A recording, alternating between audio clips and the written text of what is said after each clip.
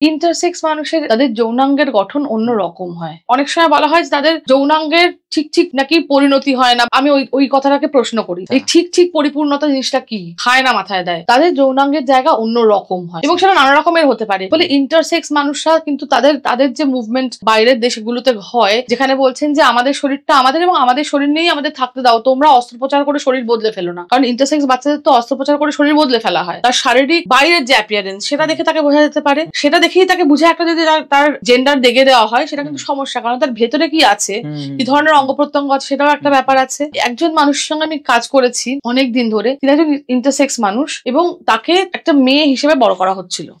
ঠিক আছে, তার একটা মজা আছে। আমাদের সমাজে মেয়ে হিসেবে বড় করলে যারা করার তারা করে, কিন্তু সাধারণত মেয়ের ফ্রক তুলে লোকে দেখবে না, ঢেকে রাখা যায় মেয়েকে, ঘরের মধ্যে রাখা যাবে বাচ্চা মেয়েকে। কিন্তু বাচ্চা ছেলের প্যান্ট খুলে দেওয়া তো আমাদের পাড়ার দাদা কাকা জ্যাঠা বাবাদের একটা মানে অধিকারের মধ্যে পড়ে। খেলা মানে কি বিভৎস খেলা, মানে সেটা যে বাচ্চারা একটা ট্রমা হতে পারে সেটা তো মাথাতেও আসছে না।